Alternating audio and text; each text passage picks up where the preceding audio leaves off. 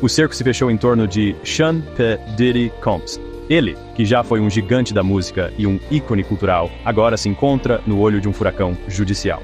A gente vai mergulhar fundo nas sérias acusações que pesam contra ele. Tudo com base em informações que são de domínio público.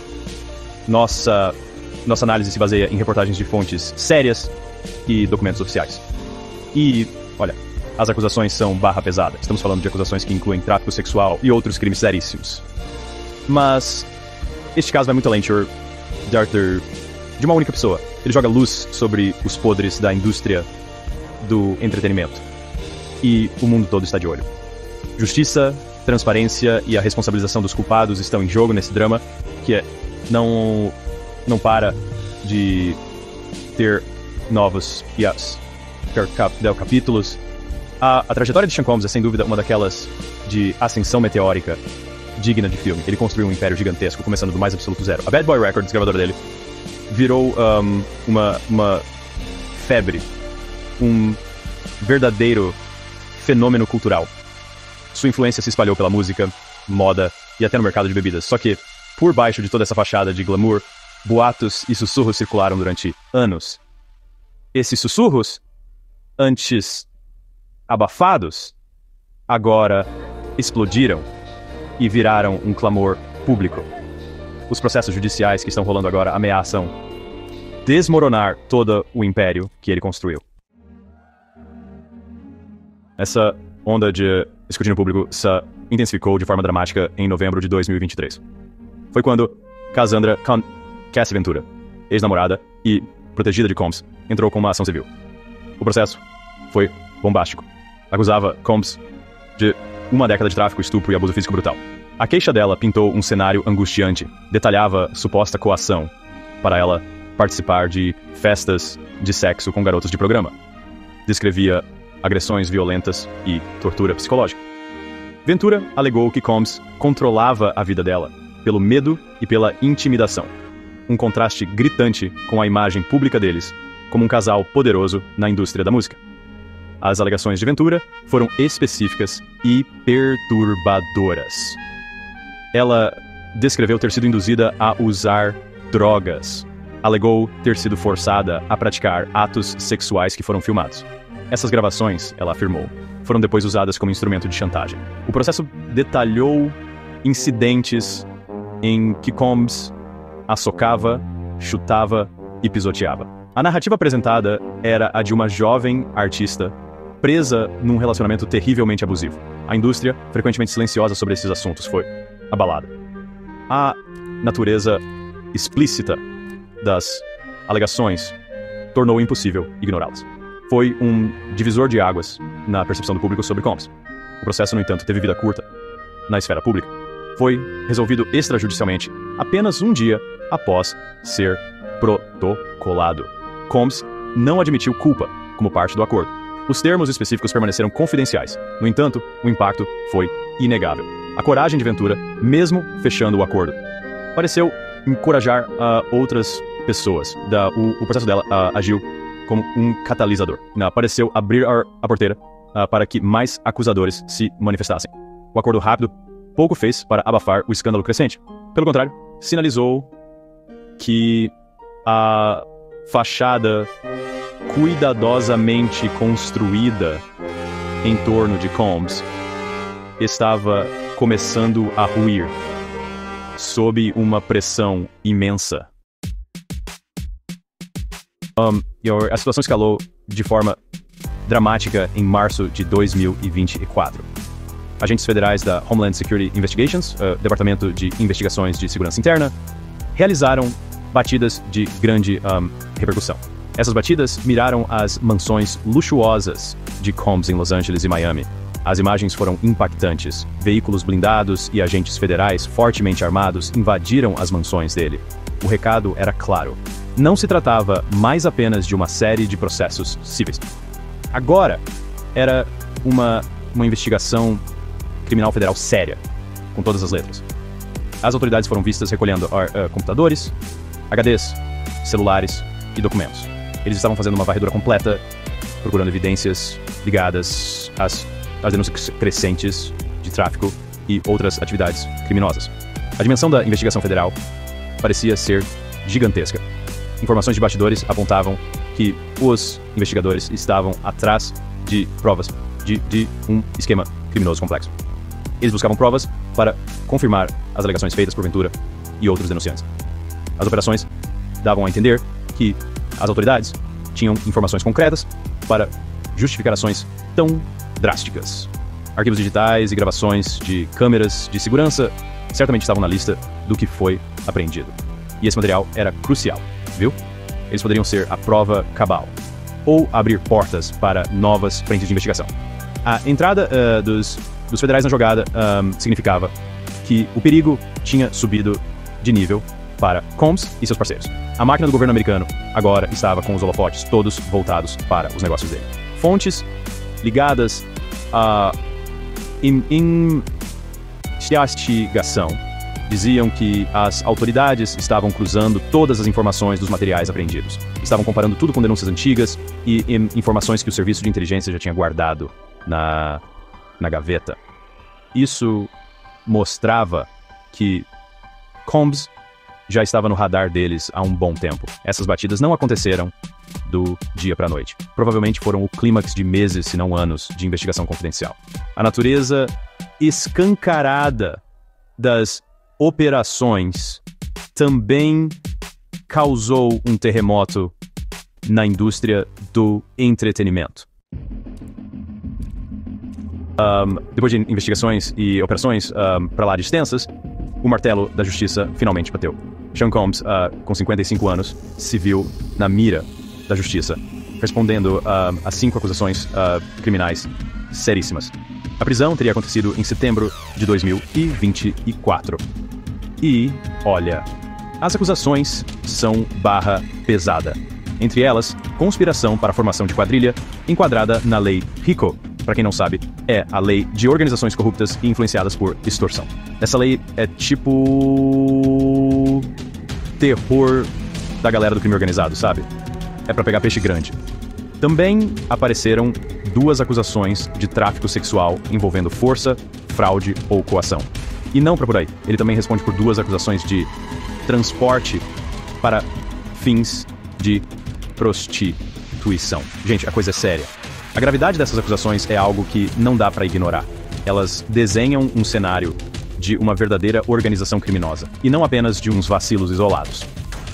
E o uso da Lei RICO, nesse caso, tem um peso enorme. Isso dá a entender que os promotores estão convencidos de que Combs comandava um esquema criminoso que não parava de operar. E essa organização, segundo eles, estava metida até o pescoço num monte de atividades ilegais, uma atrás da outra. Para conseguir uma condenação pela Lei RICO, a promotoria precisa provar que existia mesmo uma organização e que essa galera agia de forma criminosa e organizada, tipo um roteiro. E isso, minha gente, geralmente envolve um quebra-cabeça de provas complicadas e um desfile de testemunhas. Botar as acusações da Lei RICO na roda eleva o nível do caso para muito além de simples incidentes isolados de suposto abuso. Isso coloca o Combs na posição de suposto chefão de uma operação toda errada, bem corrupta. Essa jogada dos promotores mostra que a intenção é desmontar o castelo de cartas dele inteirinho, caso seja considerado culpado. Mas a briga na justiça não acabou aí não. Em abril de 2025, mais 2 acusações teriam entrado na conta, engrossando o caldo do indiciamento. Isso complicou ainda mais o rolê judicial do Combs. Cada uma dessas acusações pode render uma pena daquelas, bem pesada. Só para ter uma ideia, uma condenação por conspiração para formar quadrilha pela Lei RICO pode dar até prisão perpétua. Já o tráfico sexual, com uso de força, fraude ou coação, aí a conversa é outra. A pena mínima obrigatória é de 15 anos, podendo chegar a perpétua. E mesmo as acusações de transporte para prostituição podem somar até 10 anos para cada uma delas. Juntando tudo isso, essas penas em potencial significam que o Combs está literalmente lutando pela sua liberdade e pelo seu futuro. O julgamento começou para valer em maio de 2025. E o palco desse embate é nada menos que o renomado Tribunal Distrital dos Estados Unidos para o Distrito Sul de Nova York. Seção 5. Ecos no Tribunal. Cassie Ventura depõe. O drama no tribunal esquentou de vez quando Cassie Ventura subiu ao banco das testemunhas. Seu depoimento durou 4 longos e exaustivos dias. Ela relatou, com detalhes de cortar o coração, o suposto abuso que sofreu durante o relacionamento com Combs. Ventura descreveu um padrão de controle e violência. Ela falou das chamadas freak-offs. Seriam performances sexuais regadas a drogas que Combs, segundo ela, orquestrava e frequentemente filmava. Sua voz, por vezes trêmula, ecoou pelo tribunal. Ela detalhou como Combs supostamente usava essas gravações como forma de chantagem. Ele ameaçava vazá-las se ela tentasse terminar o relacionamento, ou expor o comportamento dele. O depoimento de Ventura pintou um quadro de arrepiar. Ela alegou que o controle de Combs se estendia a todos os aspectos da vida dela. Isso incluía sua carreira, suas finanças e seus relacionamentos pessoais. Ela o descreveu como um homem de temperamento explosivo. Ele, supostamente, conseguia mudar da água para o vinho, de encantador para ameaçador, num piscar de olhos. O júri ouviu atentamente enquanto ela descrevia episódios específicos de agressão física. Ela falou da manipulação psicológica que a fazia se sentir encurralada e sem saída. Seção 6. Vozes que reforçam as acusações. Relatos de medo e controle. Cassie Ventura não foi a única a pintar um retrato sombrio da vida na órbita de Combs. Capricorn Clark, uma ex-assistente de Combs, prestou um depoimento contundente. Clark alegou que foi praticamente sequestrada por Combs, que estava armado em 2011.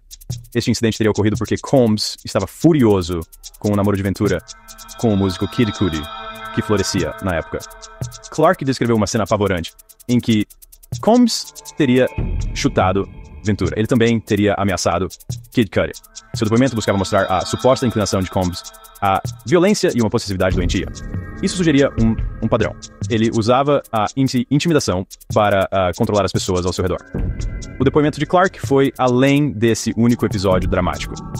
Ela descreveu em detalhes um ambiente de trabalho consistentemente hostil na Bad Boy Records. Ela falou sobre supostos abusos físicos que testemunhou e também sofreu. Ameaças, ao que parece, eram rotina por lá. Práticas antiéticas, segundo ela, faziam parte do modelo de negócios deles. Seu relato trouxe a perspectiva de alguém que estava lá dentro. Isso sugeriu que o suposto comportamento abusivo não se restringia apenas aos relacionamentos amorosos. Esse comportamento também se manifestava em seus negócios e relações profissionais. Este depoimento foi crucial para os esforços da promotoria em tentar estabelecer um padrão mais amplo de atividades criminosas organizadas, tipo formação de quadrilha. Isso pintou o retrato de uma cultura de medo que existia em torno do magnata da música. O músico Kid Cudi, nome artístico de Scott Mescudi, também foi chamado para depor. Ele confirmou partes da história contada por Clark. Mescudi afirmou que Clark o alertou que Combs tinha invadido a casa dele, Mescudi. Isso teria acontecido na época em que Combs estava cego de raiva pelo namoro de Mescudi com Ventura. E o mais chocante, Kid Cudi alegou que Combs, mais tarde, mandou explodir o Porsche dele. Isso, supostamente, foi uma retaliação por ele estar namorando Ventura. Um ato desses, se comprovado, revelaria um nível de retaliação extremo e perigoso. Isso fortaleceria ainda mais a imagem de Combs como alguém que, supostamente, usava de violência para acertar as contas. E outras testemunhas também se juntaram, engrossando o coro de acusações. Seção 7. A outra versão. A defesa e as negações de Diddy. Durante toda essa aprovação, Sean Combs tem mantido veementemente sua inocência. Ele se declarou inocente de todas as acusações. Sua equipe de defesa montou um contra-ataque pesado. Eles argumentam que os relacionamentos em questão, particularmente com Cassie Ventura, foram consensuais. Eles afirmam que Ventura participava de forma voluntária desse estilo de vida, incluindo as tais festas de sexo. A defesa descreve o relacionamento deles como algo conturbado para os dois lados. Segundo eles, era uma relação marcada por emoções intensas, ciúmes e uso de drogas por parte de ambos. Essa narrativa tenta pintar o suposto abuso como uma dinâmica de vida problemática, sim, mas não uma vitimização unilateral, onde só um lado seria a vítima. Uma parte importante da estratégia de defesa é descredibilizar os acusadores e questionar suas motivações. Os advogados de Combs deram a entender que as mulheres que o acusam estão, na verdade, de olho no dinheiro dele. Argumentam que essas acusadoras viram uma chance de tirar uma bolada ao processar uma celebridade rica e famosa. Vingança é outro motivo apontado pela defesa. Eles insinuam que ex-parceiras ou funcionários ressentidos querem queimar o filme de Combs por pura pirraça. Essa tática busca plantar a dúvida sobre a verdade dos depoimentos, sugerindo que os acusadores não são confiáveis e que têm segundas intenções por trás de suas graves denúncias. Além disso, a defesa lançou mão de um argumento bastante controverso. Alegaram que a promotoria age, em parte, por motivação racial. Afirmam que Combs está na mira por ser um homem negro, poderoso e bem-sucedido. Essa estratégia tenta pintar o caso como um exemplo de racismo institucional. Busca gerar empatia e apoio ao explorar o histórico de injustiças contra homens negros no sistema judicial. Essa linha de defesa é, no mínimo, arriscada. Seção 8. O dia do julgamento se aproxima. Penas potenciais e um legado manchado. Os riscos para Sean Combs são astronomicamente altos. Se for condenado pelas acusações mais graves, ele encara a possibilidade de passar o resto da vida atrás das grades. A acusação de conspiração para a formação de quadrilha, rico por si só, já acarreta uma pena máxima de prisão perpétua. Isso reflete a seriedade com que a lei trata o crime organizado. Cada acusação de tráfico sexual envolvendo força, fraude ou coação acarreta uma pena mínima, obrigatória, de 15 anos, podendo chegar à prisão perpétua. Mesmo as acusações de transporte para fins de prostituição poderiam somar décadas a qualquer possível pena de prisão. O peso acumulado de todas essas possibilidades pinta um futuro bem sombrio, caso o júri o considere culpado. Além da ameaça de um longo tempo na prisão, uma condenação provavelmente significaria o desmonte completo do seu império de negócios. Bens adquiridos através ou usados nas supostas atividades de formação de quadrilha poderiam ser confiscados. Isso quer dizer que ele arrisca perder o controle da Bad Boy Records, suas grifes de moda e suas parcerias lucrativas no ramo de bebidas. As implicações financeiras são assombrosas. Décadas de trabalho construindo uma marca global poderiam simplesmente evaporar. As próprias bases da sua riqueza e influência estão diretamente ameaçadas. A batalha judicial não é só pela liberdade dele, é pela sobrevivência de todo o Império Combs. Independentemente do resultado do julgamento, a reputação de Combs já sofreu um abalo irreparável. A natureza explícita das acusações, com ampla cobertura da mídia mundial, manchou feio a imagem pública dele. Seção 9.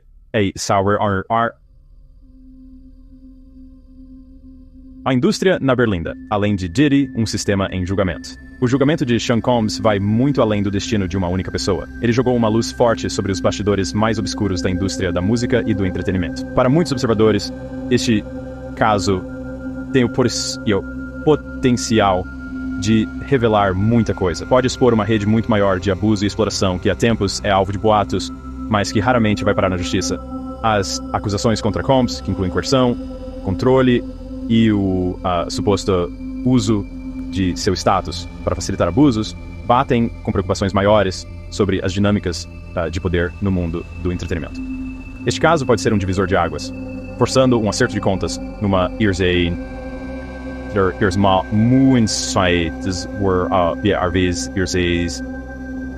criticada pela falta de responsabilização. Cresce a especulação de que o julgamento de Combs possa desencadear uma nova onda de denúncias parecida com o movimento Me Too, mas focada especificamente no universo da música. O movimento Me Too se concentrou bastante em Hollywood e na política. A indústria da música, segundo alguns, ainda não teve o seu próprio grande momento de acerto de contas. se Combs for condenado, ou mesmo se surgirem provas mais concretas, isso poderia encorajar outras vítimas de supostos abusos por figurões da música a quebrarem o silêncio. DJs, parceiros de negócios, assistentes pessoais e seguranças de Combs já foram chamados para depor. Alguns, inclusive, teriam feito acordos com a justiça, o que sugere uma rede ainda maior.